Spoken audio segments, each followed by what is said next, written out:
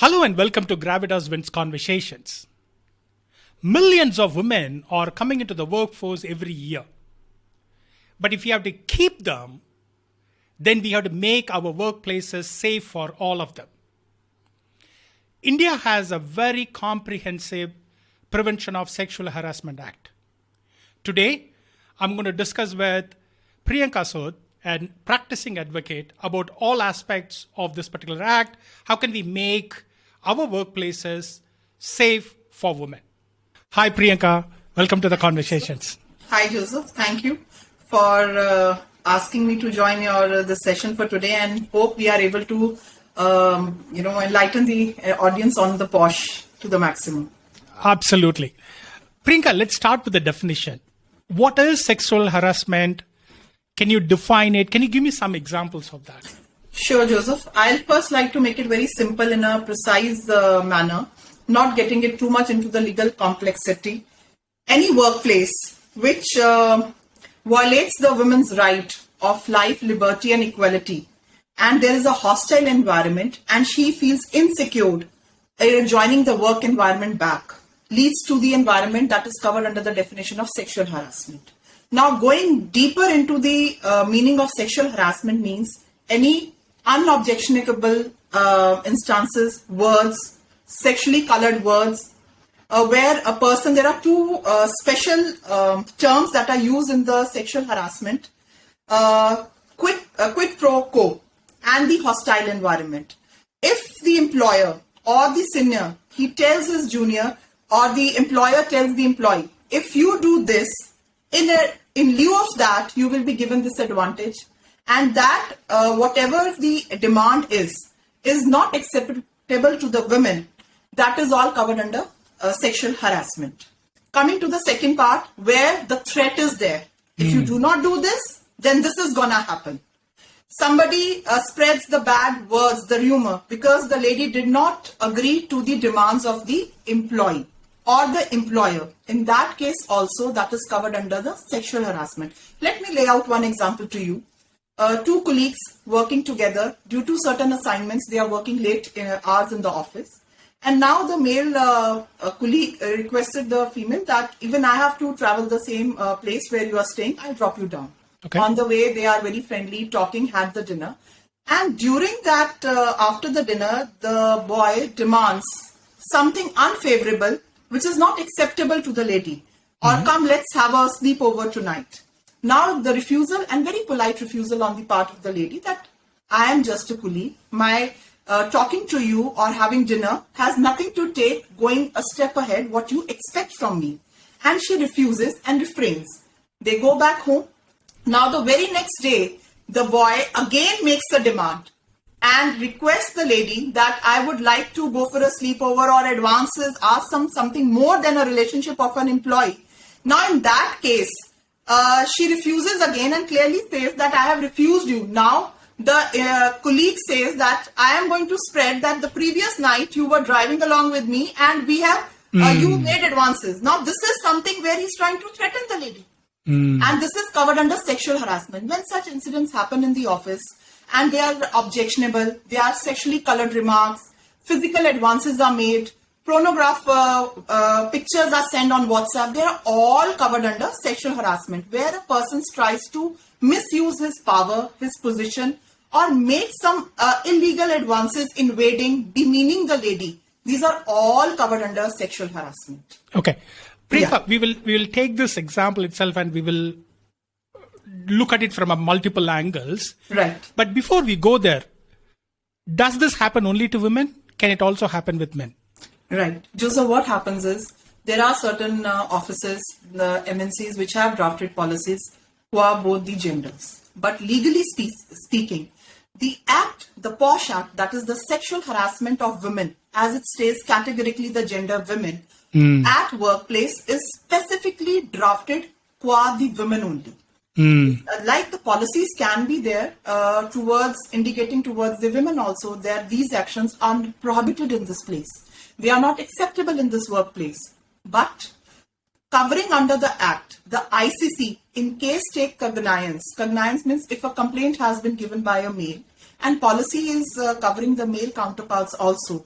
But the actions, if taken by the ICC, they are not covered under the law. So such actions, if taken by the ICC, will be illegal, void, and null.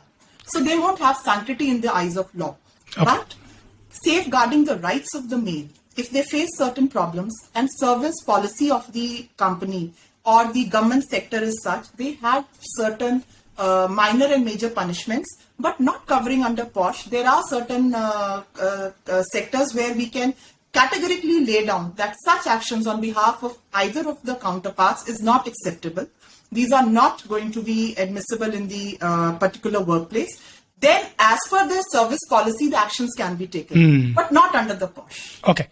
You mentioned ICC. What is that? Right. Okay.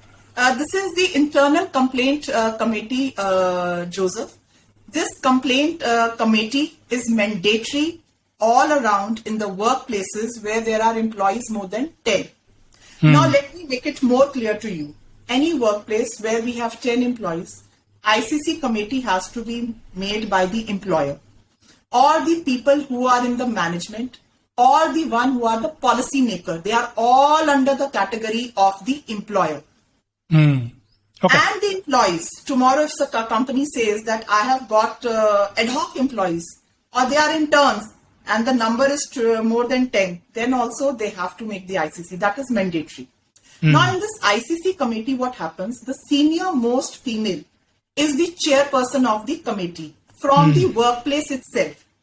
That is mandatory. Number 2 is one independent member who could be an NGO preferably, is to be the member outside the workplace environment. 2 employees from the workplace, and these 2 employees either have to be from some social background or from the legal background to maintain the sanctity of the ICC. Why I'm telling you the sanctity means that this ICC has the power at par that has been provided in the Civil Procedure Code. It's a quasi-judicial body. To make it more simplified, whatever will be done by this committee is going to be part of the orders or the final, whatever the pronouncement has been done by the employer or by the district officer. I'll clear that part also. Now, what happens if the employer is the perpetrator? Now, where to go? ICC will be the conflict of interest because they are working under the employer. We do not think the proper investigation will ever be done. In that case, once the complaint has been given, it is mandatory for the ICC. Within 7 days, they have to send the complaint to the district officer. It's only in the cases where the employer, the complaint is against the employer. And we have to make sure that whichever this ICC committee has been made, none of the members have any criminal background or any complaint in their previous record from any place wherever they were working earlier should have any sexual harassment cases, or they should not have any tainted background. And Understood. their tenure is not for lifetime, Joseph. It's again for 3 years. It's only for 3 years this ICC committee will be made, and then it has to be dissolved and new committee has to be made.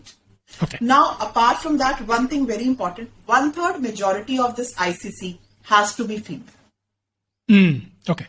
So Understood. I hope I am able to make it very clear for your audience also about the ICC. One thing more, Joseph. Now, for example, we do not have the ICC committee in any workplace environment. What to do? For that, government, in every district, there is one nodal officer appointed. And district officer appoints the nodal officer. And that is known as, under him is a LCC, that is Local Complaint Committee. This is outside from the purview of workplace. But in case there are, even today, let's accept this fact, only MNCs and the companies who are following the statutory guidelines and want to go with the compliance are following the POSH. Most of the companies are still unaware about ICC. And why I'm telling today is that if any of your audience in their company, they do not have ICC, for that they can file the complaint to the nodal officer of the district area. The complaint will be sent to the ICC. And one thing more, even domestic workers at home are covered under POSH, Joseph. Okay, Priyanka, I understand this particular piece.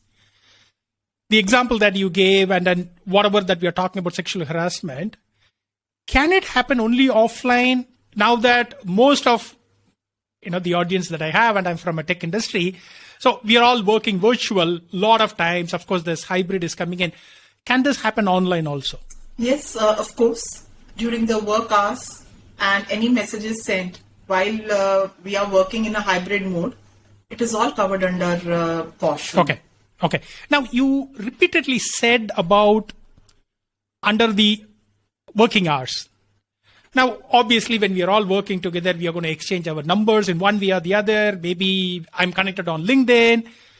Anything that happens off office hours, does that cover under this? What can the workplace people do for that? I'll explain that, Joseph. See, it's very easy for any person to file a complaint. But then it's the obligation on ICC legally also and morally. They have to go with the sequence of events.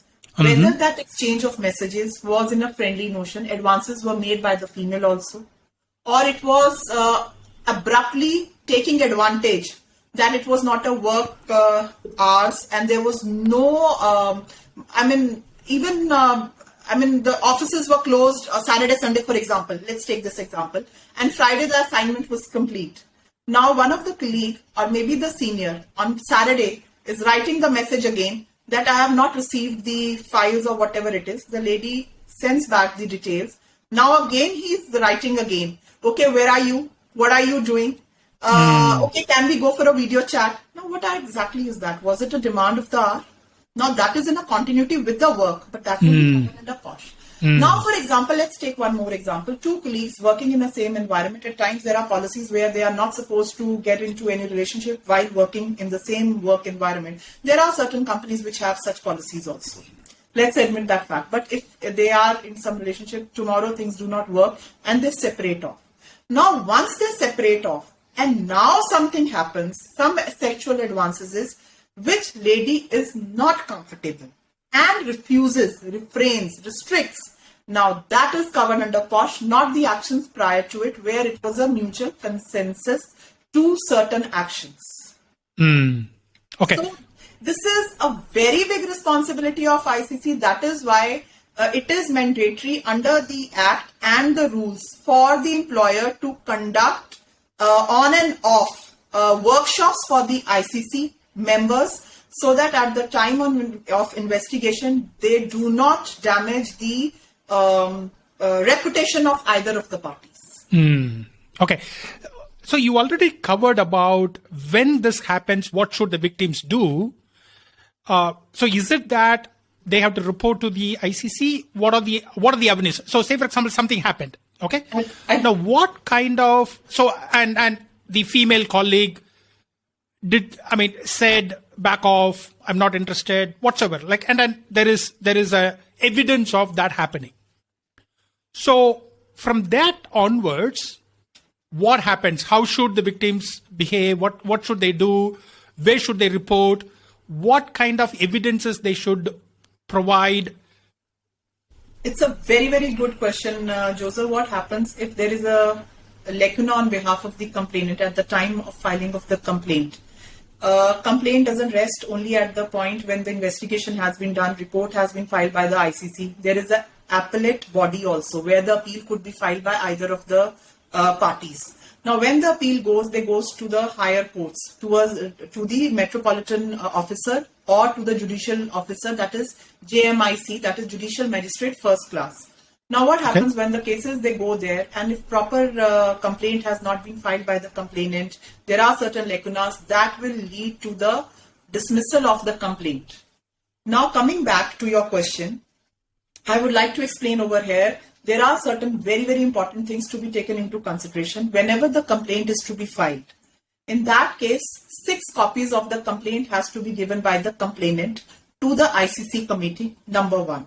Prefer giving the evidences, details, the date of incident, and the time of incidents.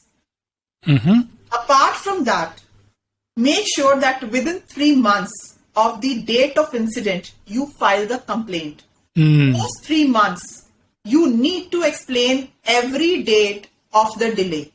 The limitation period of filing the complaint to the ICC, I repeat again, it's very, very important for all your audience to know, is 3 months. There is one more provision in the law, from the last date of cause of action. Now, what do I mean by that is, there are sequence of events. The problem is going for almost now more than 6 months. It takes time for anybody to immediately go and report. What happens, Joseph? Our environment has improved a lot, but still there is inhibition at the time. We try to pacify situation by just politely conveying the message to the perpetrator, avoiding the situation. But then if it goes beyond the limit, beyond control, and the environment becomes so hostile and insecure that you're left with no choices. Not in such cases, as I said, 3 months from the date of incident, but in cases where there is a continuity of the cause of action, the last cause of action can be the date of filing of the complaint, given all the sequence of events. As said earlier, 6 copies of the complaint with the documentary evidence if you could, names of the witnesses if you have, and give 6 copies. Now, once ICC receives the complaint, it is mandatory under the rules within 7 days, Joseph, they have to take the cognizance of the offence and send the copies to 1 copy to the respondent against whom the complaint has been filed. Now, within the 10 days, within 10 days, the respondent has to file the reply. He is given an opportunity to reply back to the complaint filed by the complainant. And once the reply is filed, he can also attach his details of documents, because right now the matter is subjudiced. We do not know whether the complaint is right or it is malicious, whether it is incomplete, immature, it is just an action which has been done, taking his position, and he has right to, it is not covered under sexual harassment. So we cannot, mark this thing that respondent has been proved or he is guilty. The ICC needs to be very mature. They are not supposed to leak the details of the complaint anywhere, neither the media. Even there is punishment for that, Joseph. Apart from that, the identity of the witnesses is also to be kept hidden. What is the end of the report? That has to be also kept hidden, Joseph. We cannot put it across in the media or in the workplace. ICC needs to keep everything, very secretive. Now, once this reply has been filed, the witnesses are brought, they are examined, every documentation is scrutinized, summons are sent to the witnesses by the ICC. As I told earlier, they are the quasi-judicial body under the provisions of Civil Procedure Code. So massive powers are with them. And once they conduct the inquiry, and it is mandatory under the provisions of law to complete the inquiry within 90 days. They cannot leave it in lurch. Within 90 days, once they have come to the gist, they have to send the copy to the employer. If employer is the perpetrator, in that case to the district officer. And once that copy has been sent to the district officer, it is mandatory for the district officer within 30 days of the span period, they have to take the action. Okay. The victim has filed these evidences and everything. I don't know whether I can call it as a case. I don't know the legal term. But let's say the victim has filed all of these things. What are the provisions, or how should the accused, the man in the case, how should they act, whether in the case of, let's say for example, this is malicious. Right. How should they behave? What should they have? Because the ICC is going to send them that, their case has been filed and everything, right? And they are going to know about it. So how should they act? See, Joseph, over here, any person, till he has been proved, we cannot call him accused. So we have to give him a benefit of doubt. And the word used for him is not the accused, the respondent. Okay. Now, once the complaint has been filed, due diligence has been done by the ICC, examination of the witnesses and everything, with the sequence of event, they find that it is a malicious complaint and a fraud. There is a provision under the law itself to take the U-turn and the action against the complainant. It's not an easy getaway for them. Punishment to the extent of minor and major. seen to the extent of damage it has done to the respondent. Even filing of complaint, though everything will be kept close with them only, but still it has disturbed the mental peace of the respondent. So the complainant cannot be let go just for the reason, being a female, she has an easy getaway. Within the provision of law, if she has been found malicious complaint has been filed by her and she has purposely and willfully tried to file this complaint, strict actions are to be taken against the lady. And to the extent, even penalties are there in a remuneration form. Okay. So now the victim, the lady has filed and they are going to take time. ICC is going to take time. Again, I'm talking from a IT perspective. Right. Most of the managers are men. Right. Can the lady seek to transfer her work from some other manager, or until the thing is over, will she have to continue to work under the same manager? What are the things that are there? It's again a very, very good question and something very, very well laid in the Act itself. See, once the complaint has been filed, it's the mandatory for the ICC to talk to the lady who has filed the complaint. Either she will be transferred to some other department if she wants, or to the other senior level manager. And during that period also, the senior, if the complaint is against the senior, he will not be maintaining the ACR during that period. To the extent, apart from the leaves which are being embedded under the law, the leaves that are medical leaves and so forth, as per the rule book of the company or the government sector, during this period there is a provision, extra 3 months leave can be given to the lady.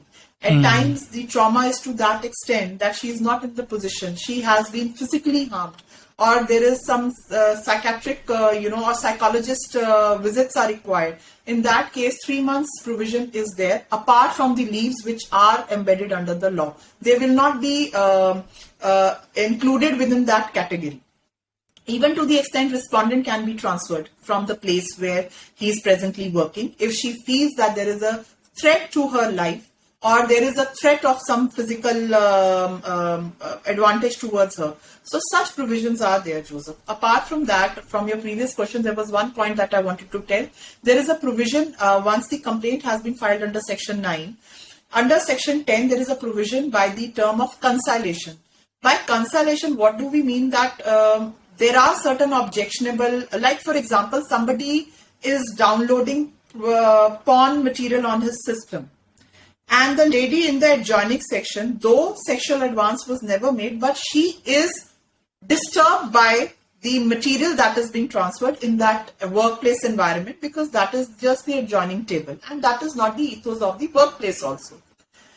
Now in such like conditions, Joseph, she can file a complaint, but this complaint doesn't need the action to that extent, and it is just one call of warning is required to the respondent, where by conciliation making if the lady willingly wants that conciliation should be done, the person should be called and warning should be given or told that this is not to be done again, and he's ready to give it in writing or a verbal apology. So I think that ends the matter. Okay. Now, so this is all happening, and generally these don't happen in isolation. There's the team is there, the team knows. How should the colleagues behave?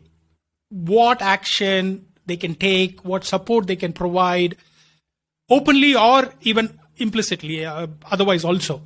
What can the colleagues do in both cases? Let's say, for example, in the case of the main man is doing it, and so on and so forth. What can colleagues do? See, there are two things. First of all, it is mandatory for the employer to paste the policy on a place which is visible to a person walking by in their workplaces, and the names of the ICC committee members also.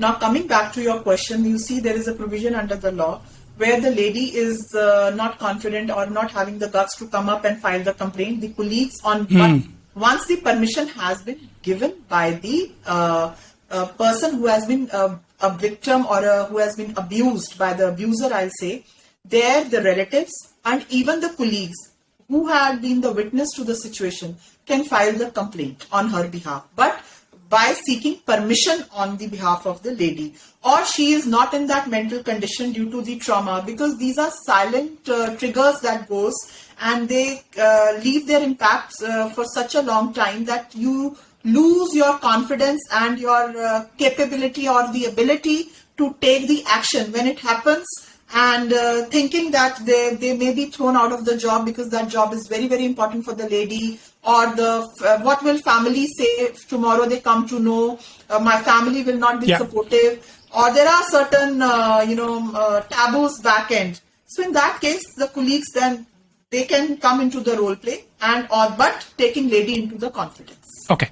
So one of the things that you mentioned was that the lady will have to express the disinterest. How can you express that disinterest when somebody is making moves, and how do you collect evidence of it? As you said, the example that you said, they are going in the car, they are dropping, the man is dropping, and the man is making the moves. And how can she take evidence of her expressing disinterest? Joseph, it's again a very tricky question, but this has to be corroborated with the sequence of events that are taking place. Whenever somebody who's a perpetrator, he at times doesn't do it openly also, but silently he's playing his game. But then what happens, there are certain changes in the behavior which are not expected from in a common a colleague, or are not expected in the workplace. But if they are genuine, what happens is that somewhere down the line, what we have seen in the complaints, they leave their marks somewhere or the other. I will lay one example of one of the cases. They came way back. That time the POSH was not there, but after Vishaka, it was mandatory. Vishaka was the main torch barrier to the enlightenment pan-India to go ahead with this sexual harassment committee. But it was still, the act was not there. Now, in that case, the principal of that particular college was the perpetrator of the crime. Now, what used to happen was that he used to walk into the library of the lady, sit there, and pass smiles. Now, somebody says that if principal is coming and sitting in the library, what objection can you raise? But what happens? Why those smiles are not for somebody else? Why is he coming during the time when he is supposed to be in the office? What work is he having? If he needs some newspaper, there are peons in the office who can get it. Walking into the office when into the ladies' chamber when exams are taking place. Sending the person who's going to get the tea. Go and get the cup of tea and get those papers which were not even required. There are small incidents. But when put together, they are making a picture very clear on the canvas or on a complaint that sexual harassment has been done on behalf of the perpetrator. Okay. So we have talked about the sexual harassment between the victims or between the persons. Let's talk about from a corporate perspective. From a corporate perspective, how can they build an environment which kind of prevents the sexual harassment? So what can they do? Again, I'm not asking you from a legal provision point of view, but again, as an advisor, what kind of a provisions that they can have, but also a healthy one of everybody. Because I'm talking from an IT perspective. Men and women, they work long hours, they work together, they work on projects and presentations together. Very true. How can they bring in a healthy working environment? What can corporates do in that? See, foremost, it's important for the employer to, after 3-4 months, conduct workshops or seminars by creating awareness. That's mandatory.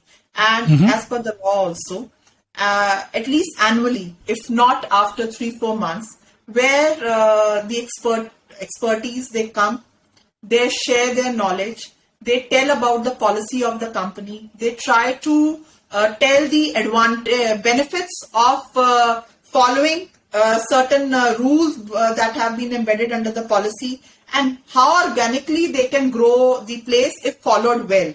And telling them, giving examples. Basically what happens at times, people are coming from different backgrounds.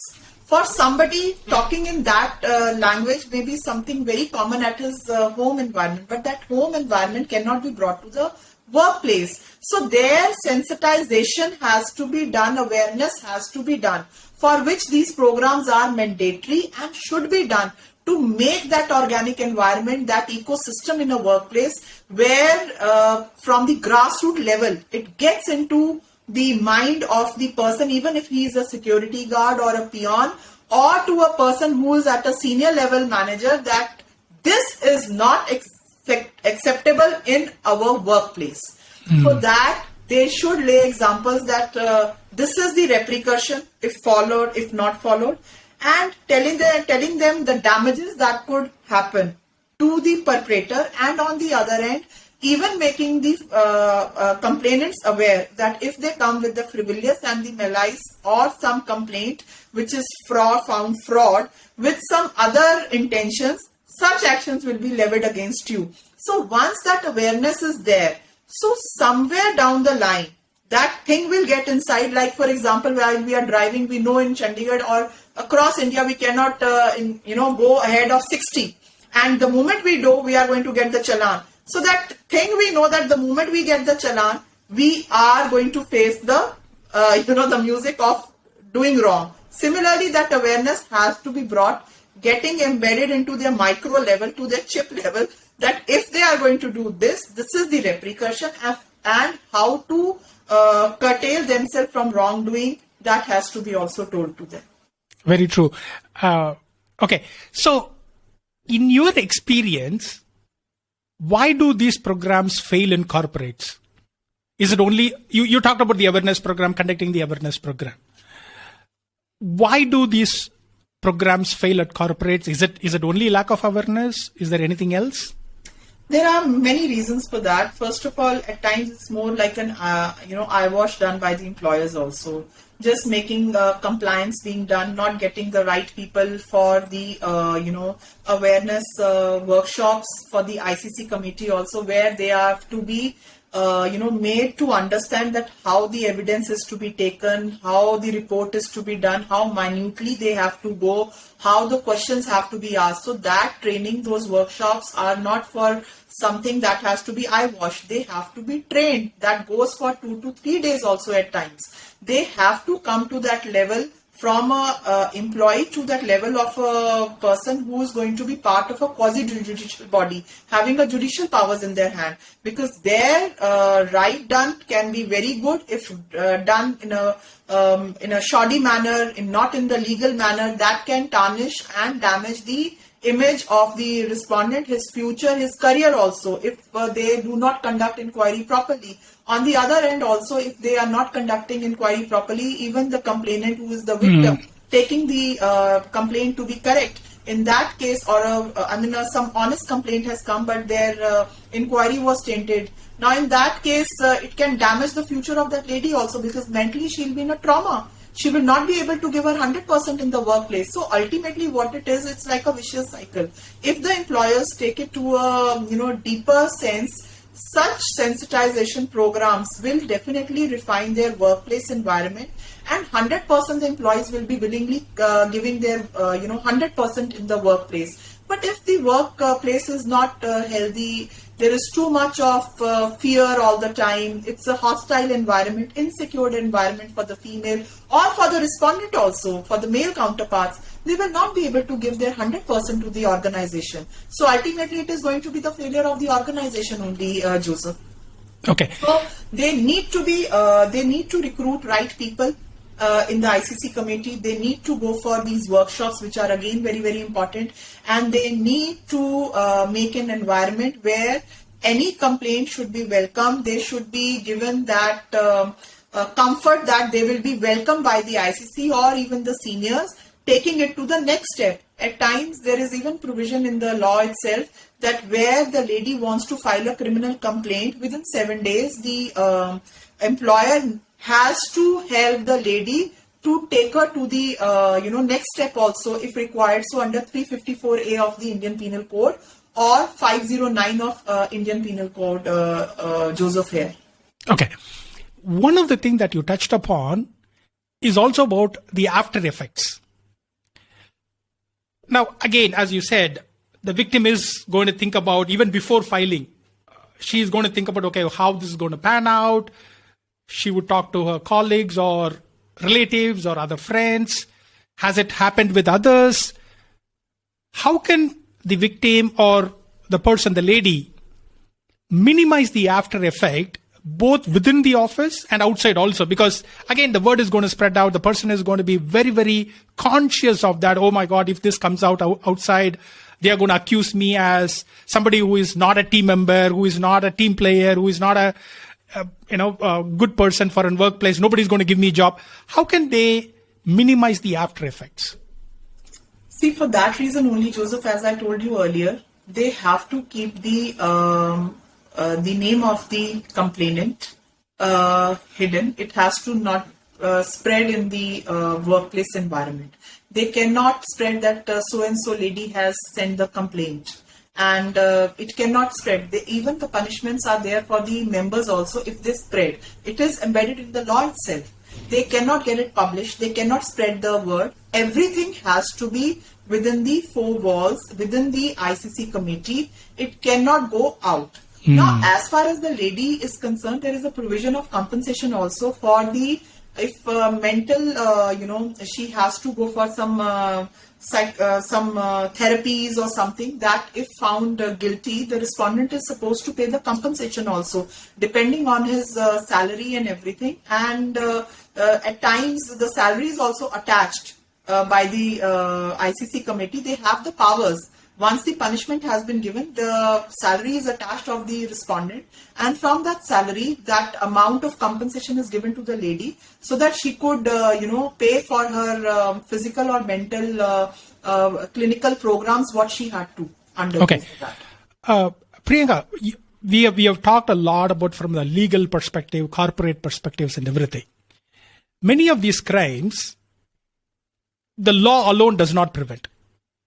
Law can be nudging towards the proper behavior and the punishment thereof if it is not done. But it has to be a lot more than that. So as a mother of two daughters, what do you think how can we prevent sexual harassment, but much more also, how can we bring in a healthy environment for women in all aspects? Now, even though Indian Navy has Indian women, Indian Army has Indian women, Indian President is a woman, but still, how can we bring in the healthy mix of men and women in workplaces, everywhere else? So what can we do as families? You have a family, I have a family. What can we do as a families to prevent sexual harassment and to have a healthy mix of men and women everywhere? See, it is the word that I could say is grooming, that has to start from the family itself, where we have to educate our own daughters and sons to their do's and don'ts and respect to the opposite gender. I will not say only to the sons, it's also to the daughters. Even they should understand how to conduct, how to behave in an ecosystem once they step out of their home, and how to curtail and say no from the initial stage. See, Joseph, it's very difficult to say that by doing this only it will be a full stop. But then this awareness has to be done first by the parents, then by the schools, then by our society, by coming up with more and more awareness by doing some programs, some workshops, not only at the workplace, but at a level beyond the workplace, so that we can have a more healthy environment and where both genders are respected and can grow in a healthy manner. And that leads to a better society and to a better nation. That's a right place to end, Priyanka. That's the hope of this particular Gravitas wins also, is that we build a better society and a better nation. Priyanka, I know you are extremely busy. Thank you so much for taking your time to talk to me about this very important topic. Thank you so much. Thank you, Joseph, for inviting me. And I'm more than happy going through this session also helped me think over certain points which need more deep thinking by all of us to bring awareness at the larger level across the society. I hope you enjoyed our conversation.